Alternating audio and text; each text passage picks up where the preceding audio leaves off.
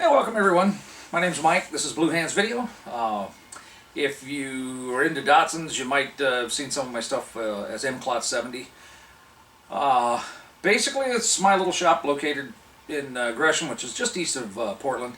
It's a 1.5 car garage. Basically, it's a 1 car garage. I'll give you the nickel tour here in just a minute. The Bluehands name.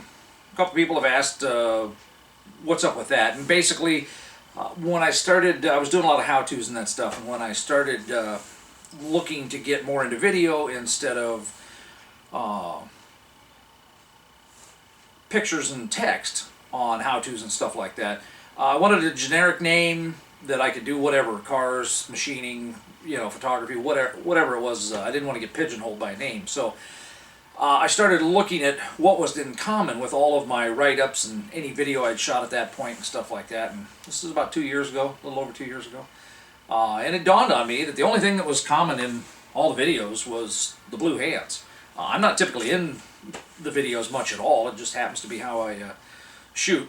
I don't have a problem with being in front of it. It just works out. I'm typically behind the camera explaining it. So let's see, name, location.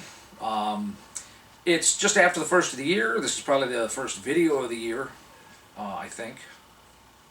We're a couple weeks into the new year. Anyway, I broke the 1,000 subscriber mark, which is pretty cool. It's starting to grow a little bit more exponentially, which is kind of cool. I wasn't expecting anything out of this, so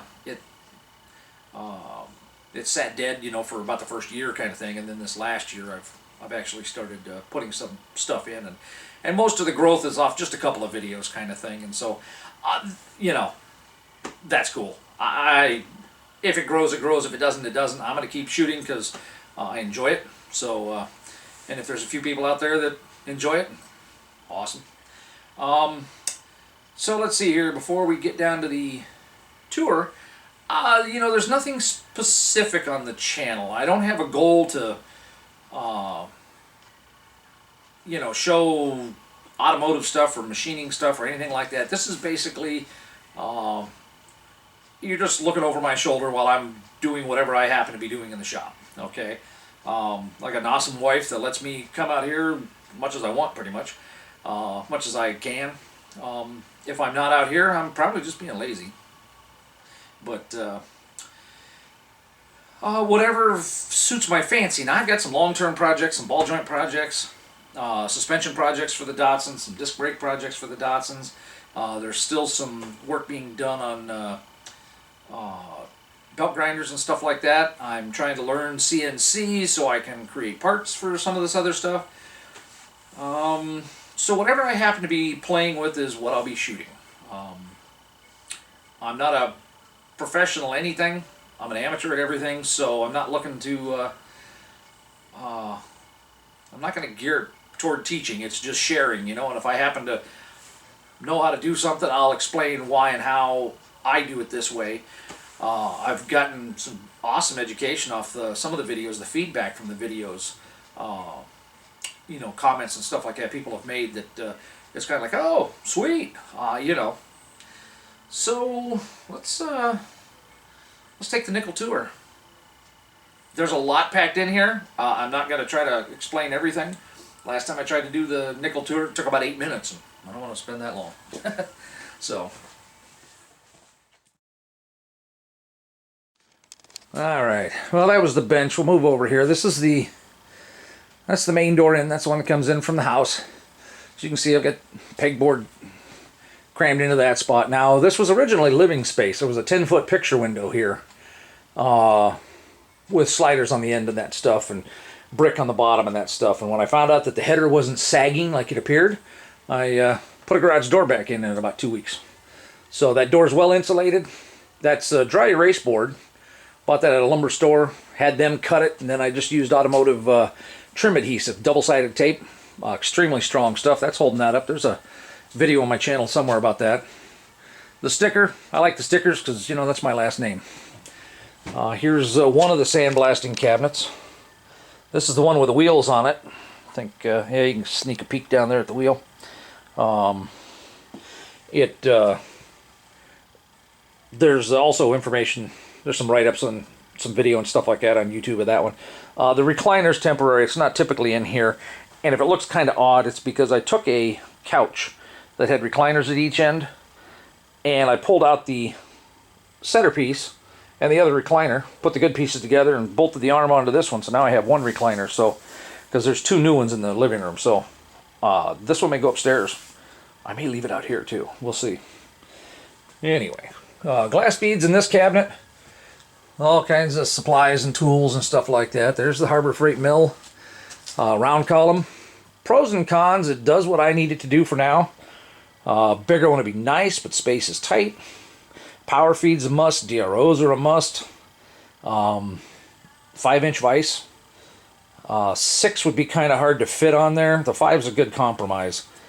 Let's see. Got a ball joint project going on here. There's the DRO. There's my automatic towel dispenser, one of them. Bunch of hand tools. Most of the stuff that I get at real quick. And a little something about this bench here. This bench, when I built it, okay, was actually about 3 inches longer out here. Okay. And I tried reaching up to the top of the pegboard to get the screwdrivers and that stuff, and I couldn't reach. And I looked at it for a minute and stuff like that, and then I broke out the saw and I cut off 3 inches off the edge of the bench here, because I figured that was a whole lot easier than losing 3 inches off my waistline. And I really wanted to be able to reach the top. So I got the TIG welder out, been playing a little bit with that. There's the DP bracket, there's videos of that going on. Just got my granite surface plate. Well, I already got something on it. Where'd that come from? Alright, let's see here. There's a 7x12 bandsaw, the MIG welder. I think it's 170 amp. Millimatic 185. Got a bunch of Harbor Freight grinders and stuff like that. A lot of Ryobi stuff too. Welding helmets. 200 amp TIG welder. Chinese. I believe it's Churi. Churi's imported by a lot of different companies. Plasma cutter. That's a 60 amp. Cuts rated at 1.2 inches, and I've actually sever cut 1 inch with it, but I rarely ever use it. You know, when you got the chops on, the bandsaws and everything like that, the plasma is just kind of messy and whatever. So 4x6, the air tool rack, one of them. It's just scrap metal bolted together. The toolbox, the Ryobi stuff, the back door. That fan, I can lift the bolt up that's in the slot there, and it hooks on the lanyard there right below the shirts, and basically there's gable vents on the outside, louvered gable vents, and so I can turn that on and pull air through the garage from the house or the front door. So like welding, I don't have to have the door open and have so much air blowing through that I lose my gas shield. But in the wintertime, like now, I can open that up and pull a draft from the house when the house is heated up. So we heat the house up with a wood stove, get it nice and warm, and then I can pull the heat out here in the shop. Harbor Freight drill press. This used to be living space, like I said, so that's why the sink is in there. That's one of the coolest things in the shop, because most shops don't have running water, and it is pretty cool. There's a parts cleaner. That plug-in's where the stove used to plug in. That powers the air compressor, which is 7 horse, 60 gallon, something like that. 20-ton shop press, Harbor Freight. Just put a brand new wire wheel on there yesterday. It was like a $40 wheel, but man, it's pretty aggressive. Belt sander, that one's going away, making room for another grinder. Belt grinder, this thing's a monster. You can, there's videos of it up on my channel too. The Cnc 13x40 lathe with DRO. It's all just manual. It's not perfect, but you know, I wouldn't know how to use it if it was. So most of this is laundry area, storage for parts and supplies, nuts, bolts, stuff like that. Printer, I've got a couple computers I'll be hooking up here pretty soon. Monitor for one of them, and the CNC monitor. which is that computer, which will get changed out because I think that computer is part of the reason why I'm still having glitches. Working on checking the alignment on the lathe. That's the CNC lathe, Harbor Freight 9x20. Nice little lathe. Got it for a killer deal, so I've been tickled pink with it. As it gets better, as I learn how to use it, then it's more interesting. But there's the bench. That's also in videos somewhere. There's a cubby in here, just a bunch of miscellaneous stuff in there. Now that is what's left of the space.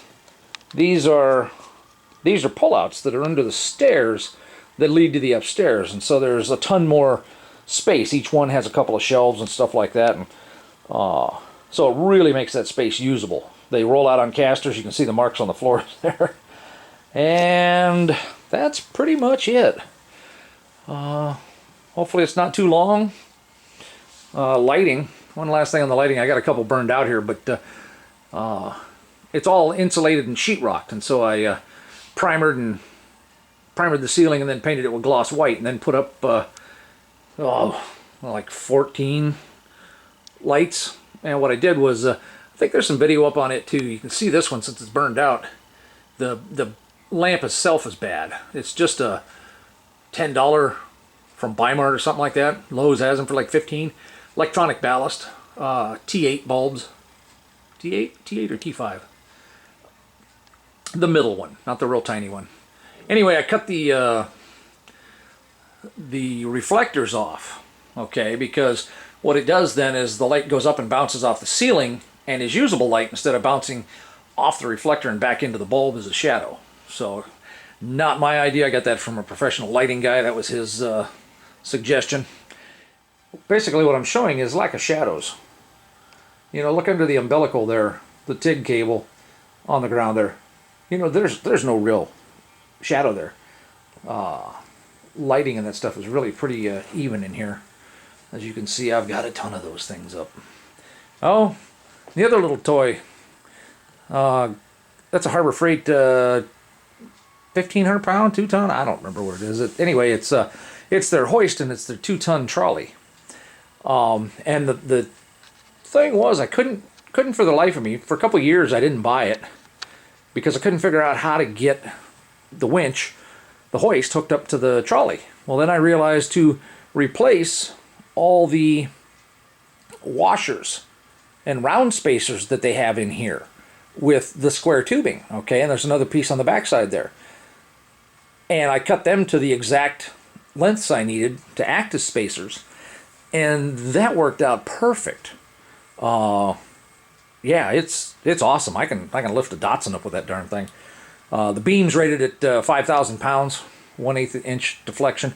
Whether or not the walls, the sides, whatever it's hooked to back there in the corner, as its anchor, whether or not that'll hold it, no clue.